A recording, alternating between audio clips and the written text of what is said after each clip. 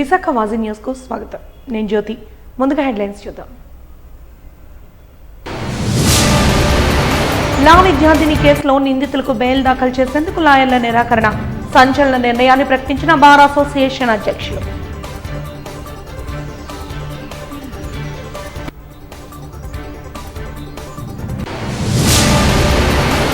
అరవై 63వ జాతీయ ఫార్మసీ వారోత్సవాలను పురస్కరించుకుని విద్యార్థుల ర్యాలీ. ఆరోగ్యం అంటే ఫార్మసీ అంటూ నినదించిన వైనం.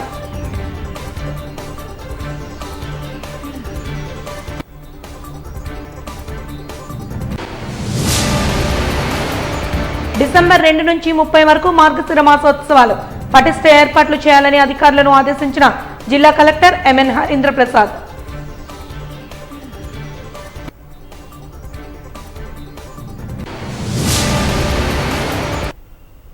ఇక వివరాలకు వెళ్తే న్యాయ విద్యార్థినిపై సామూహిక అత్యాచారంపై భగ్గుమంటూ న్యాయవాదులు మండిపడ్డారు. విశాఖపట్నంలో న్యాయ విద్యార్థినిపై జరిగిన సామూహిక అత్యాచారంపై న్యాయవాదులు భగ్గుమన్నారు. బార్ అసోసియేషన్ అధ్యక్షులు బెవరా సత్యనారాయణ ఆధ్వర్యంలో కోర్టు గేటు ఎదుట న్యాయవాదులు ధర్నాను నిర్వహించారు. న్యాయ విద్యార్థినిపై జరిగిన అత్యాచారాన్ని వారు ముక్త కంఠంతో ఖండించారు. ముద్దాయిలకు ఏ ఒక్క న్యాయవాది కూడా బెయిల్ ఇవ్వకూడదంటూ ప్రకటిస్తూ నినాదాలు చేశారు.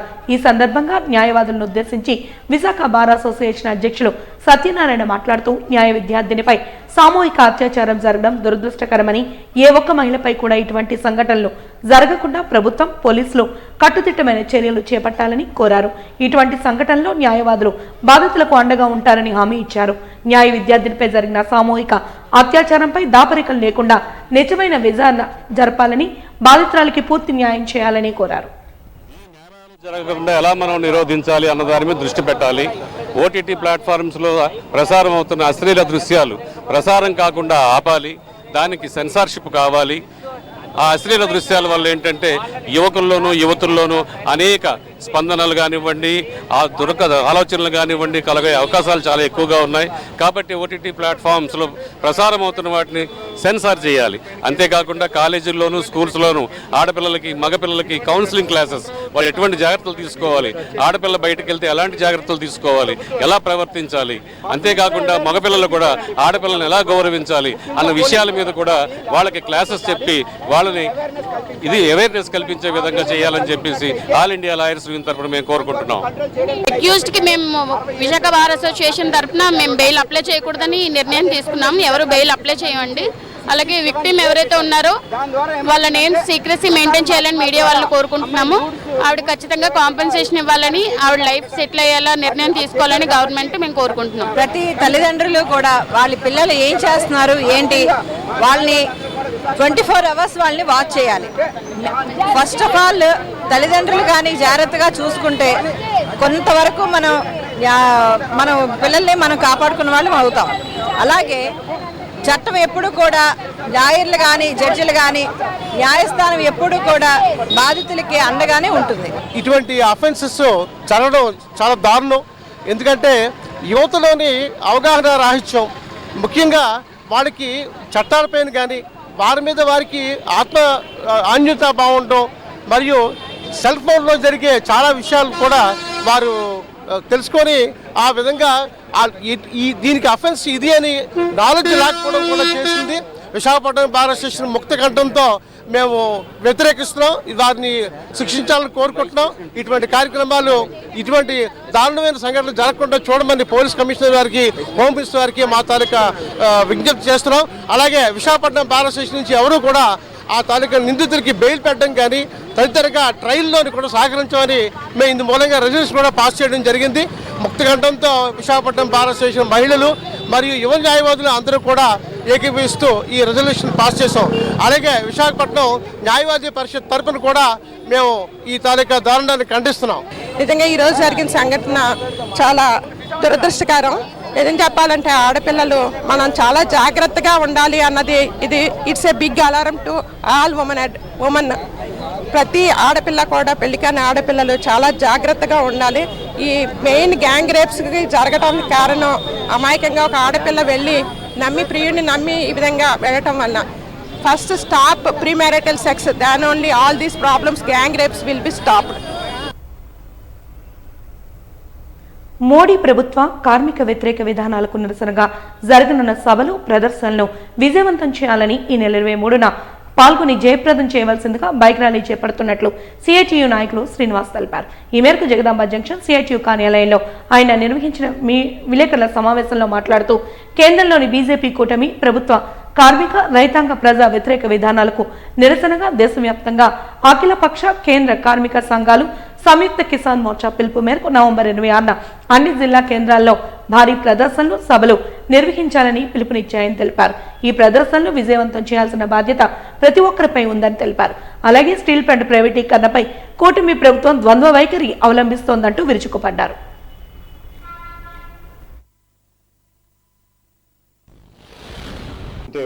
ఎవరికి చెప్పారు, ఎక్కడ తీర్మానం చేశారు? రాష్ట్ర ప్రభుత్వమే ప్రైవేటీకరణ కాకుండా నిలవరించే అధికారం ఉంటే సంతోషం. కానీ ఇది కేంద్ర ప్రభుత్వ సంస్థ, ఇది ప్రైవేటీకరణ జరగదు అని ప్రకటించాల్సింది కేంద్ర ప్రభుత్వం. ఆయన స్టీల్ మినిస్టరు ఆయన వచ్చేసి కుమారస్వామి వచ్చి చెప్పేశాడు ప్రైవేటీకరణ జరగదని. మీ అందరూ కూడా తెలుసు ప్రైవేటీకరణ చెయ్యము, కానీ దీని మీద అంతిమ ప్రకటన చేస్తుంది ప్రధాని అని ఆయనే చెప్పాడు. ఆ రెండో ముక్క వదిలేసి మొదటి ముక్కను పట్టుకొని వీళ్ళు జరగదు అని చెప్పడం అంటే మోసం చేయటమే రాష్ట్ర ప్రజల్ని. కేంద్ర కేబినెట్ స్ట్రాటజిక్ సేల్ చేస్తున్నట్టుగా ప్రకటించింది, నిర్ణయించింది. వాళ్ళు విత్డ్రా చేసుకోవాల్సింది, క్లోజర్ చేయాల్సింది కూడా వాళ్ళే. కేంద్ర కేబినెట్ చేత తెలుగుదేశం కూడా దాంట్లో భాగస్వామి, మంత్రివర్గంలో ఉన్నారు.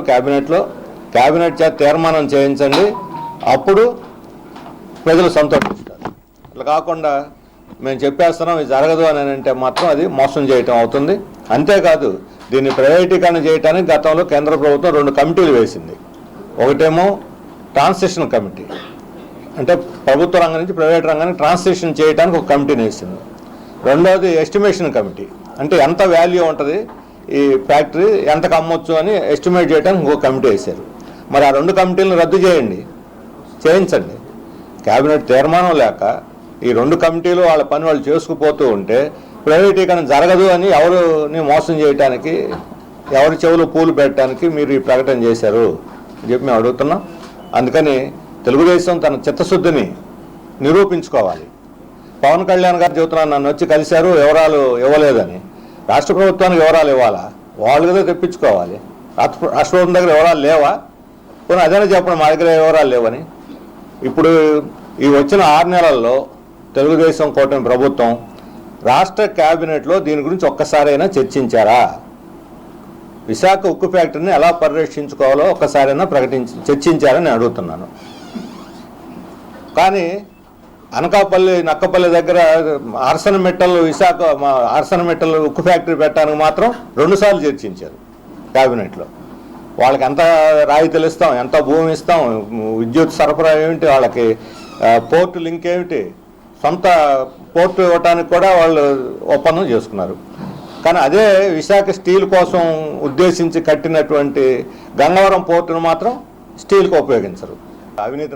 అవినీతిని గురించి మాట్లాడటం కాదు, అదాని అవినీతిని అరికట్టండి. రాష్ట్రాన్ని మింగేయాలని చూస్తున్నాడు. ఇప్పుడు గంగవరం పోర్టును మింగేశాడు, కృష్ణవరం పోర్టు మింగేశాడు. ఇప్పుడు 11,000 ఎకరాలు విద్యుత్తు ఐడల్ పంపుడు స్టోరేజ్ పేర్లతోటి మన సత్యసాయి జిల్లాలో, నంద్యాల జిల్లాలో, అల్లూరు సీతారామరాజు జిల్లాలో, పార్వతీపురం జిల్లాలో కట్టబెడితే సహచర విద్యార్థులే లా విద్యార్థిని పట్ల యమకింకర్లుగా మారారని మహిళా చేతన ప్రధాన కార్యదర్శి పద్మ అన్నారు. లా కళాశాల విద్యార్థినిపై జరిగిన సామూహిక అత్యాచారం కేసులో మహిళా చేతన ఆధ్వర్యంలో జీవీఎంసీ గాంధీ విగ్రహం వద్ద నిరసన కార్యక్రమంలో ఆమె మీడియాతో మాట్లాడారు. ఈ సందర్భంగా ఆమె మాట్లాడుతూ న్యాయ కళాశాల విద్యార్థినిపై సహ విద్యార్థులై సామూహిక అత్యాచారానికి పాల్పడటం సమాజాన్ని కలవరపరిచిందన్నారు. ప్రేమ పేరుతో ఆడపిల్లల్ని ఉచ్చులోకి దింపి అఘాయిత్యాలకు పాల్పడి మోసం చేసి పెళ్లికి ముఖం చాటేయడం సాధారణమైపోయిందని తెలిపారు. సెల్ కెమెరాలో అత్యాచార సంఘటనలను చిత్రీకరించి తిరిగి ఆ ఫుటేజ్ను చూపించి బెదిరించి మరలా అత్యాచారానికి పాల్పడడం దారుణమన్నారు. ఇది కూడా లా చదువుకుంటున్న విద్యార్థులపై చేయడం ఎంత అమానుషమని తెలిపారు.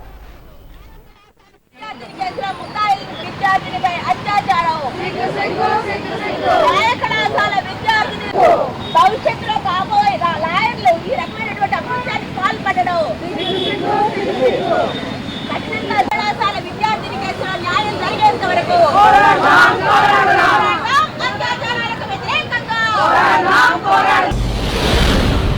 విశాఖ నగరంలో ఒక న్యాయ కళాశాల విద్యార్థినిని ఆమె తోటి విద్యార్థులే అత్యాచారం చేసిన ఘటన నిజంగా చాలా ఆశ్చర్యం కలిగించింది. ఎందుకంటే వాళ్ళంతా భవిష్యత్ లాయర్స్, ఆ బాధితురాలు కూడా భవిష్యత్ లాయర్.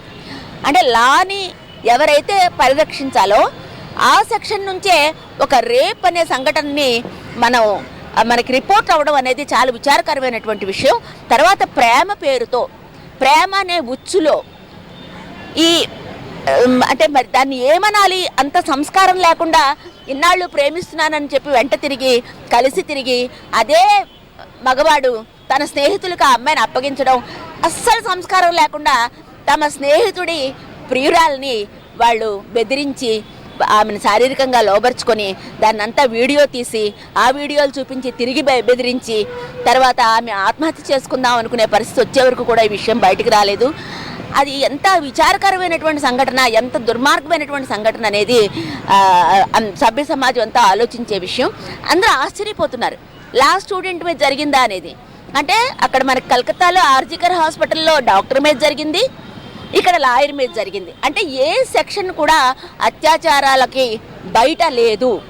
చదువుకున్న వాళ్ళు, ఉద్యోగాలు చేసుకునే వాళ్ళు, సాఫ్ట్వేర్ పని చేసుకునే వాళ్ళు, అన్ని రకాల వాళ్ళు చాలా దగ్గరగా ఉండేటటువంటి పురుషుల చేత అత్యాచారాలకు గురవుతున్నారు. అంటే అవైలబుల్గా ఉన్నారు ఆ స్త్రీలు పక్కన కనిపిస్తున్నటువంటి స్త్రీ మీద ఈ రకమైనటువంటి దృక్పథం ఉన్నటువంటి సమాజాన్నే మనం ఇవాళ ప్రశ్నించాలి. ఎందుకంటే ఈ కేసులో నిజంగా ఎంతమంది పాల్గొన్నారు, వాళ్ళని ఎవరిని అరెస్ట్ చేశారు అనేది చాలా గోప్యంగా ఉంచారు విశాఖపట్నం నగర పోలీసులు. మరి ఎందుకో తెలియటం లేదు. ముఖ్యంగా ఫస్ట్ అమ్మాయి అర్ధరాత్రి సమయంలో ఆమె నాన్నగారు న్యూపోర్ట్ పోలీస్ స్టేషన్కి వెళ్ళి కంప్లైంట్ చేసినప్పుడు అక్కడే 0 FIR వేయాలి. వేయకుండా ఒక లేడీ కానిస్టేబుల్ కూడా ఇవ్వకుండా 2 టౌన్ పోలీస్ స్టేషన్కి పంపించి జ్యూరిస్డిక్షన్ పేరుతో, ఇది ప్రతిసారి జరుగుతుంది జ్యూరిస్డిక్షన్ అనేటటువంటిది. ఇక్కడ కూడా జరిగింది.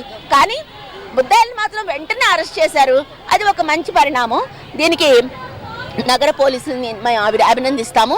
కానీ ప్రాసెస్ ఫాలో అవ్వడం అనే దాంట్లో ఇంకా పకడ్బందీగా ఉండాలనే దాన్ని మేము డిమాండ్ చేస్తున్నాం. ఎందుకంటే రాష్ట్ర వ్యాప్తంగా ప్రతిరోజు ఎక్కడో ఒక చోట అత్యాచార సంఘటన రిపోర్ట్ అవుతుంది. ముఖ్యంగా మైనర్ బాలికల మీద, పసిపిల్లల మీద అత్యాచారాలు విపరీతంగా జరుగుతున్నాయి. రఘు కళాశాల బి.ఫార్మసీ విద్యార్థులు నగరంలో ర్యాలీని నిర్వహించారు.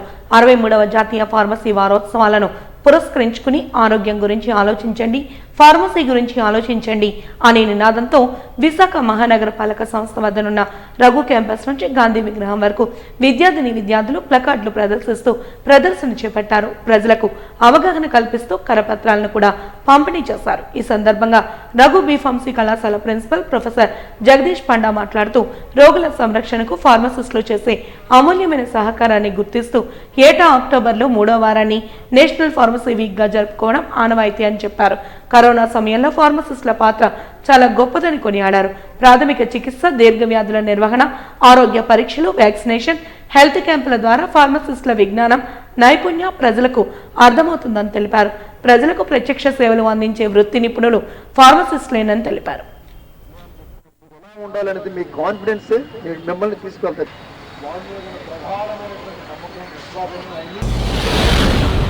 63వ జాతీయ ఫార్మసీ వారోత్సవాల సందర్భంగా 17 నుంచి 23 వరకు అబ్జర్వ్ చేయబడుతుంది. అందులో భాగంగా ఇవాళ ర్యాలీని తీసుకున్నాము. థింక్ హెల్త్, థింక్ ఫార్మసీ అనేటువంటి ఒక థీమ్ తోటి మనం ఇవాళ ర్యాలీ చేయడం జరిగింది. అబౌట్ 200 మంది స్టూడెంట్స్, ఒక 40 మంది అధ్యాపకులతో చేయడం జరిగింది. ఇవాళ అందరూ ర్యాలీ అయిపోయిన తర్వాత గొప్ప విషయం ఏంటంటే శ్రీ తిరుమలరావు గారు circle inspector of the two town police station వారు వచ్చి మాకు ఇంతమంది స్టూడెంట్స్ ఉన్నారు కదా, మేము మాట్లాడదాం అనుకుంటున్నాము అని అన్నారు. చాలా గొప్పగా వాళ్ళు 5 విషయంలో ఆయన అందరికీ విశదీకరించి పిల్లలందరికీ కూడాను ఎడ్యుకేట్ చేయడం జరిగింది. సో ఆయన చెప్పిన విషయాలు అవి కూడా రికార్డ్ చేశారు మీరు అందరూ. సో ఇందు విధంగా ఏం చెప్పేదంటే మా మేనేజ్మెంట్ తరఫు నుంచి, నా తరఫు నుంచి, నా స్టూడెంట్స్ తరఫున అందరూ కూడా ఆయనకి ధన్యవాదాలు తెలుపుతున్నాను. అండ్ ఈ యొక్క ర్యాలీ ముఖ్య ఉద్దేశం ఏంటంటే ఆరోగ్య పరిరక్షణలో ఫార్మసిస్టుల కీలక పాత్ర అనేది తెలియజెప్పడం అనేది మన యొక్క ఉద్దేశం. ఇది ఒకటి ముఖ్య ఉద్దేశం. అంతేకాకుండా ఇవాళ తిరుమలరావు గారికి బాగా చక్కగా వాళ్ళు విశదీకరించి పిల్లలందరికీ అవేర్నెస్ కలిపింది. దానికి మా యొక్క ధన్యవాదాలు. పిల్లలకు ఈ రోజుల్లో ఎలా ఈ క్రైమ్ అగెనిస్ట్ ఉమెన్, ఎస్పెషల్లీ 18 సంవత్సరాల లోపు బాలులు కానీ బాలికలు కానీ బాలులు కానీ సంబంధించి విషయంలో ఎంత జాగ్రత్తగా ఉండాలి, ఎవరైనా ఈ సెక్సువల్ అబ్యూజ్ కానీ అదర్ క్రైమ్స్లో కానీ హెరాస్మెంట్ కానీ ఫిజికల్గా కానీ మెంటల్గా కానీ ఈ పిల్లల విషయంలో ఏ రకమైన అబ్యూజ్ జరిగితే ఎలాంటి శిక్షలు ఉంటాయి, ఏ రకంగా యూత్ వాళ్ళకి ఫ్యూచర్ని కోల్పోతున్నారు, భవిష్యత్తుని ఎలా అంధకారం చేసుకుంటున్నారు, దీనివల్ల పేరెంట్స్ ఎలా సఫర్ అవుతున్నారు, సొసైటీకి ఏ రకమైనటువంటి నష్టం జరుగుతూ ఉంది అనే విషయంలో వాళ్ళందరికీ కూడా ఎక్స్ప్లెయిన్ చేయడం జరిగింది డీటెయిల్గా. ఎలాంటి ప్రావిజన్స్, ఎలా ఇబ్బందులు పడినటువంటి వ్యక్తులు ఏ రకంగా ఉన్నారు, ఏ రకమైన పరిస్థితికి గురయ్యారు అనే విషయంలో వాళ్ళకి ఒక అవేర్నెస్ క్రియేట్ చేయడం జరిగిందండి. అదేవిధంగా ప్రస్తుత రోజుల్లో ఒక తీవ్రమైన సమస్య సైబర్ క్రైము, ఆ విషయంలో ఏ రకంగా జాగ్రత్తగా ఉండాలి అనే విషయంలో చెప్పడం జరిగిందండి పిల్లలందరికీ కూడా. అదేవిధంగా లోన్ యాప్స్ ఏ రకంగా వాళ్ళు పిల్లల్ని హెరాస్ చేసి ఏ రకంగా వాళ్ళని ఈ మార్ఫ్ చేసి ఫోటోల్ని వాళ్ళకి నేకెడ్ పెట్టి మీడియాలో పెట్టి వాళ్ళ బంధువులకి వాళ్ళందరికీ ఫ్రెండ్స్కి పంపిస్తామని చెప్పి ఎలా మనీ ఎక్స్ట్రాక్ట్ చేస్తున్నారు, ఏ రకంగా పిల్లల్ని సఫర్ చేస్తున్నటువంటి విషయం కూడా క్లియర్గా వాళ్ళకి ఎక్స్ప్లెయిన్ చేయడం జరిగిందండి. అదేవిధంగా డ్రగ్స్ బారిన పడి పిల్లలు ఏ రకంగా, కాలేజ్ పిల్లలు యూత్ ఏ రకంగా డ్రగ్స్, ఈ గాంజా, ఈ నార్కోటిక్ డ్రగ్స్ కానీ సైకోట్రాఫిక్ సబ్స్టెన్సెస్ కానీ వాడటం వల్ల, వాటి బారిన పడటం వల్ల ఏ రకంగా వాళ్ళ ఫ్యూచర్ అంధకారం అవుతుంది, వాళ్ళ లైఫ్ స్పాయిల్ అవుతుంది, వాళ్ళు ఎలాగ క్రిమినల్స్గా మారిపోతున్నారు, ఈ చైన్ స్నాచింగ్స్కు అదేవిధంగా రాబరీస్లో ఇన్వాల్వ్ అయిపోతున్నారు. ఈ రకంగా పేరెంట్స్కు ఒక రకంగా మానసికమైనటువంటి రోదనకి గురి చేయడం జరుగుతూ ఉంది. వాళ్ళ జీవితాలు కూడా అంధకారం అవుతున్నాయి, లైఫ్ అనేది భవిష్యత్తు ఉండట్లేదు. పర్యావరణ హితమైన సౌర విద్యుత్పై అందరూ అవగాహన పెంచుకోవాలని రాజ్యసభ సభ్యుడు రెన్యూవబుల్ ఎనర్జీ పార్లమెంట్ కమిటీ సభ్యులు గొల్లబాబురావు కోరారు. ఆంధ్రప్రదేశ్ సోలార్ ఎనర్జీ అసోసియేషన్ ఆధ్వర్యంలో ఏర్పాటు చేసిన రీనెక్స్ట్ సోలార్ రెన్యూవబుల్ ఎనర్జీ ఎక్స్పోను ఏపీఈపీడీసీఎల్ సీఎండీ పృథ్వీతేజతో కలిసి ఆయన ప్రారంభించారు. ఈ సందర్భంగా గొల్లబాబురావు మాట్లాడుతూ కేంద్ర రాష్ట్ర ప్రభుత్వాలు రెన్యూవబుల్ ఎనర్జీపై పెద్ద మొత్తంలో కేటాయింపులు చేస్తున్నాయన్నారు. సోలార్ ఎనర్జీపై విస్తృతంగా అవగాహన కార్యక్రమాలు నిర్వహించాలని కోరారు. సోలార్ ఎనర్జీలో విశాఖను మోడల్ జిల్లాగా తీర్చిదిద్దాలని కేంద్ర రాష్ట్ర ప్రభుత్వాలకు బాబురావు విజ్ఞప్తి చేశారు. ఏపీఈపీడీసీఎల్ సీఎండీ పృథ్వీతేజ మాట్లాడుతూ ఇంటిపై సోలార్ టాప్ ఏర్పాటు కోసం ప్రధానమంత్రి సూర్యఘర్ యోజన పథకాన్ని కేంద్ర ప్రభుత్వం ప్రవేశపెట్టిందన్నారు. సూర్యఘర్ పథకానికి ప్రజల నుంచి మంచి ఆదరణ లభిస్తోందన్నారు. సోలార్ రూఫ్ టాప్ ఏర్పాటు కోసం ప్రభుత్వం పెద్ద మొత్తంలో సబ్సిడీ ఇస్తోందని తెలిపారు. రెన్యూబుల్ ఎనర్జీ, అందులో సోలార్ ఎనర్జీకి అధిక పెట్టుబడులు పెట్టడం జరుగుతుంది. అందులోనూ ఈ రోజున సబ్సిడీని కూడా భారీ ఎత్తున, ఇంత భారీ ఎత్తున సబ్సిడీలు ఇచ్చినటువంటి సంఘటనలు భారతదేశంలో ఎక్కడా లేవు. దీని మీద వైడ్ పబ్లిసిటీ ఇవ్వాలి. వెళ్ళి మీరందరూ కూడా ప్రజలకి, రైతులకి, అలాగే ఇంకా ఎంటర్‌ప్రెన్యూర్స్కి దీని మీద అవగాహన కలిగించమని కోరటం కూడా జరిగింది. ప్రధానమంత్రి సూర్యఘర్ ముఫ్త్ బిజ్లీ యోజన అని చెప్పి central government has started new solar roof top subsidy scheme for all domestic consumers.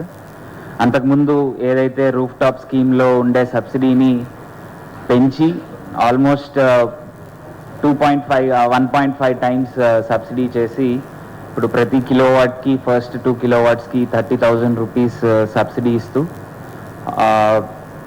Next third కిలోవాట్కి 18,000 rupees subsidy, total 78,000 rupees subsidy up to 3 kilowatts scheme announce చేసినప్పటి నుంచి we have seen renewed interest.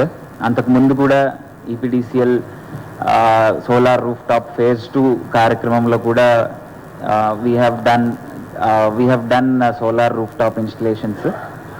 అయితే ఎప్పుడైతే ఈ subsidy amount పెరిగిందో definitely చాలా ఎక్కువ మంది మనకి ఇంట్రెస్ట్ కూడా చూపించడం జరుగుతోంది.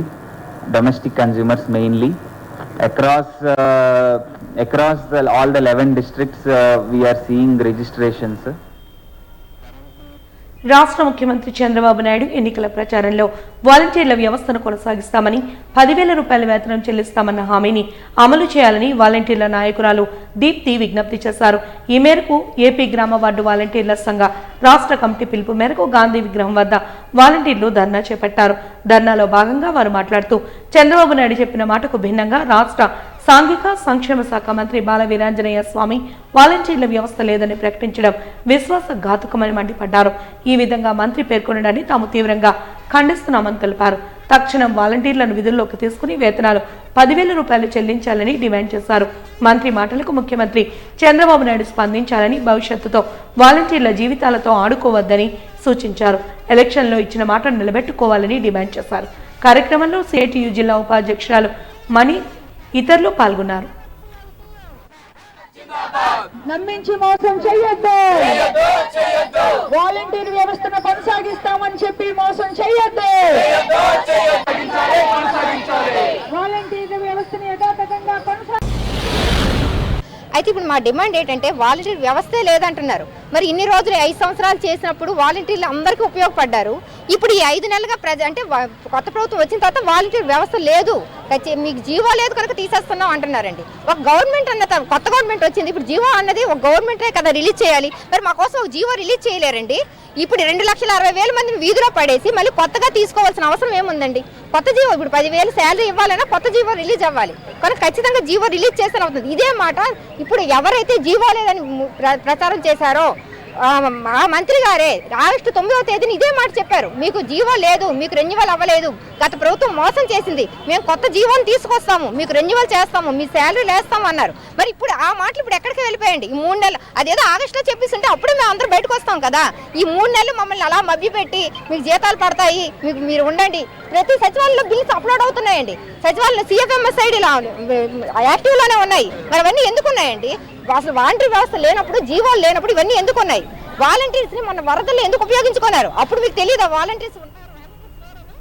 దుర్వ్యసనాలకు బానిసలై డబ్బుల కోసం దొంగతనాలకు పాల్పడుతున్న అప్పుగర్కు చెందిన ఎల్లాజీ, నవీన్, సోమరాజు అనే 3 నిందితులను అదుపులోకి తీసుకున్నట్లు MVP క్రైమ్ ఎస్ఐ ఆనందరావు తెలిపారు.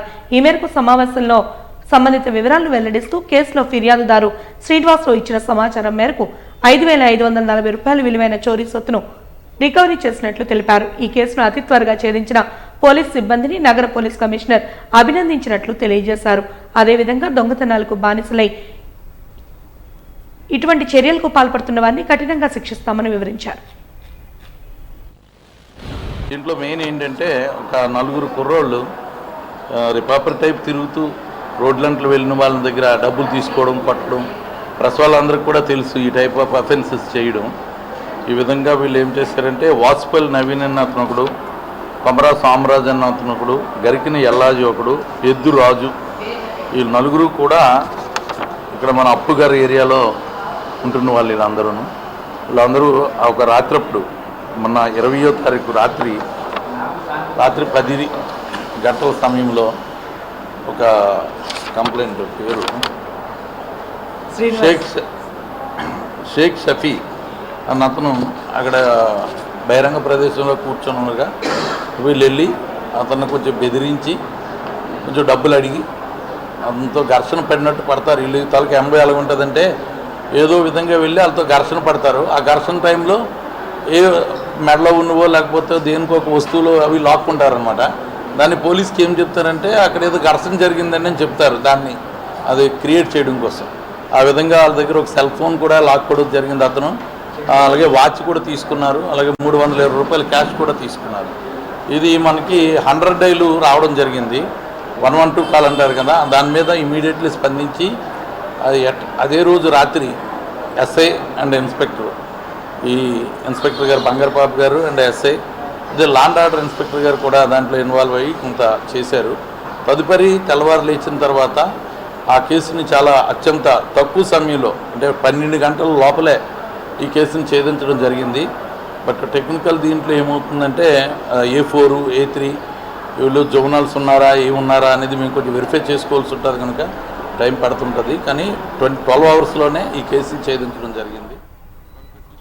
ఈ ఏడాది 10వ రన్ ఫర్ అంబేద్కర్ కార్యక్రమాన్ని పురస్కరించుకుని ఈ నెల 24న ఆర్కే బీచ్ రోడ్ కాళీమాత గుడి నుండి కిర్లంపూడి బీచ్ రోడ్ YMCA వద్ద గల పెరియార్ విగ్రహం వరకు నిర్వహిస్తున్నట్టు భీమ్సేన అధ్యక్షుడు రవి సిద్ధార్థ తెలిపారు.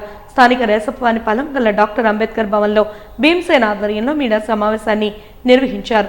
ఈ సందర్భంగా వారు మాట్లాడుతూ డాక్టర్ అంబేద్కర్ రాజ్యాంగాన్ని నవంబర్ 26, 1949వ సంవత్సరంలో నాటి రాజ్యాంగ పరిషత్కు అందజేసిన రోజున నవంబర్ 26న దేశం రాజ్యాంగ దినోత్సవాన్ని జరుపుకుంటుందన్నారు. ఈ నేపథ్యంలో భీమ్సేన్ వైజాగ్ ఆధ్వర్యంలో 2015 నుంచి Vizag beach road run for Ambedkar అనే కార్యక్రమాన్ని నిర్వహిస్తున్నామని గుర్తు చేశారు. 24న జరిగే రన్ ఫర్ అంబేద్కర్ కార్యక్రమానికి ముఖ్య అతిథిగా జీవీఎంసీ కమిషనర్ సంపత్ కుమార్ హాజరవుతారని తెలిపారు. ప్రజలందరూ పాల్గొని విజయవంతం చేయాలని విజ్ఞప్తి చేశారు. విశాఖ నగరంలో రన్ ఫర్ అంబేద్కర్ కార్యక్రమాన్ని రాజ్యాంగ దినోత్సవాన్ని పురస్కరించుకొని చేయడం జరుగుతుంది. గతంలో 9 రన్ ఫర్ అంబేద్కర్ కార్యక్రమాలు జరిగాయి. ఈ నెల 24 ఆదివారం నవంబర్న ఉదయం 6 గంటలకు Visakha beach road Kalimata temple నుంచి YMCA వరకు 10వ రన్ ఫర్ అంబేద్కర్ కార్యక్రమం జరుగుతుంది. దీనికి ముఖ్య అతిథిగా doctor P Sampath Kumar IAS వారు జీవీఎంసీ కమిషనర్ వారు ముఖ్య అతిథిగా పాల్గొని ఆ రన్ని ప్రారంభిస్తారు. రాజ్యాంగ లక్ష్యాలను రాజ్యాంగ ఆశయాలను ప్రజల్లోకి నిరంతరంగా తీసుకెళ్లడం కోసం భీమ్సేన గత 9 ఏళ్లుగా ఈ కార్యక్రమాన్ని నిర్వహిస్తుంది. అందులో భాగంగా విశాఖ నగరంలో ఉన్నటువంటి ప్రజలందరూ కూడా కుల మత ప్రాంత భేదాలకు అతీతంగా అందరూ వాలంటీర్గా పాల్గొని దేశానికి ఒక ఆదర్శమైనటువంటి రన్ని విశాఖ బీచ్ రోడ్లో జరుగుతుంది. అలాగే ఈ రన్లో కూడా అందరూ కూడా పాల్గొని దీన్ని విజయవంతం చేయాలని కోరుతూ రవి సిద్ధార్థ భీమ్సేన వ్యవస్థాపక అధ్యక్షులు. జై భీమ్. విశాఖలో నవంబర్ 26న దొండపర్తి DRM ఆఫీస్ నుంచి జీవీఎంసీ గాంధీ విగ్రహం వరకు అఖిలపక్ష కార్మిక సంఘాల ఆధ్వర్యంలో జరగనున్న ప్రదర్శన సభను జయప్రదం చేయాలని AITUC నాయకులు పిలుపునిచ్చారు. ఈ నేపథ్యంలో వారు మాట్లాడుతూ స్టీల్ ప్లాంట్ ప్రభుత్వ రంగ సంస్థల ప్రైవేటీకరణ ఆపాలని, కార్మికులను బానిసలుగా చేసే 4 లేబర్ కోడ్ను రద్దు చేయాలని, కనీస వేతనం 26,000 రూపాయలు చెల్లించాలని, ఉద్యోగ భద్రత కల్పించాలని, అధిక ధరలను నియంత్రించాలని, కాంట్రాక్ట్ అవుట్సోర్సింగ్ పద్ధతిని రద్దు చేసి పర్మనెంట్ చేయాలని కోరారు. అసంఘటితంగా కార్మికులైన ముఠా తోపుడు బళ్లు, భవన నిర్మాణం, ఆటో కార్మికులకు PF, ESI ఇన్సూరెన్స్తో కూడిన సమగ్ర చట్టాలు చేయాలని, పాత పెన్షన్ విధానాన్ని కొనసాగించాలని తదితర అంశాలతో ఈ కార్యక్రమాన్ని నిర్వహిస్తున్నట్లు తెలిపారు. కాబట్టి అన్ని రంగాల కార్మికులు 26న జరగనున్న ప్రదర్శన సభలో భారీగా పాల్గొనాలని విజ్ఞప్తి చేశారు. ఆందోళన జయప్రదం చేయండి. ఆటో కార్మికులు పేక్కు ఉరి తగిలించే విధంగా ఉన్న జీవో నెంబర్ 10 కేంద్ర కార్మిక సంఘాలు, ప్రజా సంఘాలు, రైతు కిసాన్ మోర్చా కూర్చొని ఈ 26 భారతదేశ వ్యాప్తంగా కార్మిక హక్కులు హరించే విధంగా ఉన్న సమస్యలన్నింటి మీద కూడా ఈరోజు కేంద్రం మీద ఒత్తిడి తేవడం అనేది జరుగుతుంది. ప్రధానంగా ఆ రోజు DRM ఆఫీస్ నుంచి జీవీఎంసీ గాంధీ బొమ్మ దాకా కూడా మహా కార్మిక ప్రదర్శన అనేది జరుగుతుంది. దీంట్లో కార్మికులంతా కూడా పెద్ద సంఖ్యలో పాల్గొనాలని ముందుకుంటా మీ ద్వారా విజ్ఞప్తి చేస్తున్నాం. ప్రధానంగా నరేంద్ర మోడీ NDA కూటమి 3వసారి అధికారంలోకి వచ్చిన తర్వాత విశాఖ ఉక్కు ఆందోళనలోని 32 మంది బలిదానం అయ్యి 26,000 ఎకరాలు 64 గ్రామాలు భూములు ఇచ్చి నేటి వరకు కూడా ఆ సమస్య అనేది 1400 పైచిలకైనా నేటి వరకు కూడా సమస్య అనేది పరిష్కారం చేయలేదు, అలాగే ఉంచారు.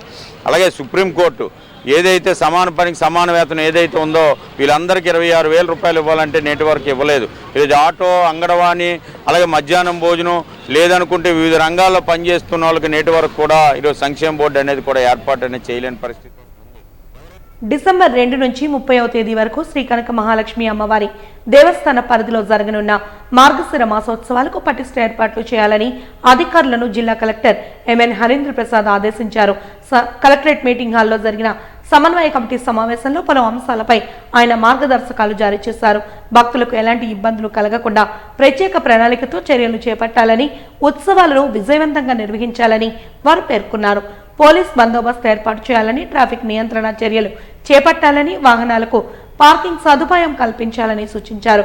చైన్ స్నాచింగ్లు, ఇతర దొంగతనాలు జరగకుండా అప్రమత్తంగా ఉండాలని చెప్పారు. ప్రతి గురువారం ఏవిఎన్ కళాశాల దిగువ నుంచి వాహనాలు దారి మళ్లించడం, శుక్ర శనివారాల్లో టౌన్ కొత్త రోడ్ నుంచి మెయిన్ రోడ్డు వరకు ట్రాఫిక్ మళ్లించాలని పోలీస్ శాఖ అధికారులకు సూచించారు. భక్తులకు అసౌకర్యం కలగకుండా సరిపడా క్యూ లైన్లు, మంచినీటి సదుపాయం, వైద్య శిబిరాలు ఏర్పాటు చేయాలన్నారు.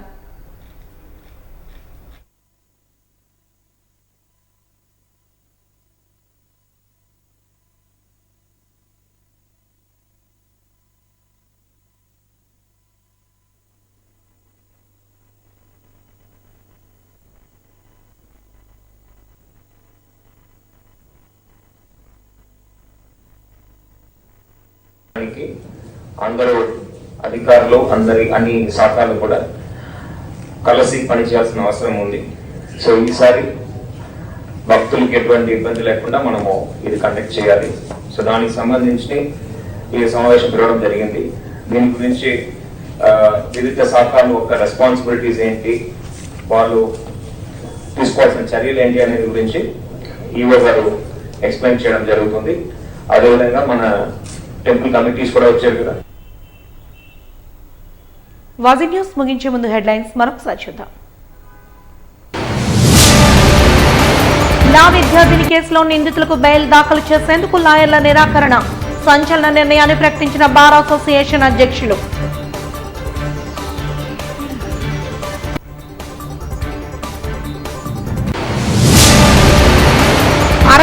జాతీయ ఫార్మసీ వారోత్సవాలను పురస్కరించుకుని విద్యార్థుల ర్యాలీ, ఆరోగ్యం అంటేనే ఫార్మసీ అంటూ నినదించిన వైనం.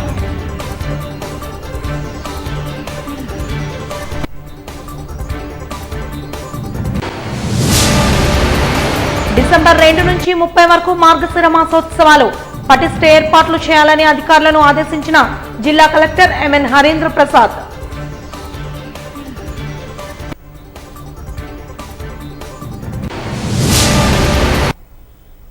వాజీ న్యూస్ ఇంతటితో సమాప్తం. నమస్కారం.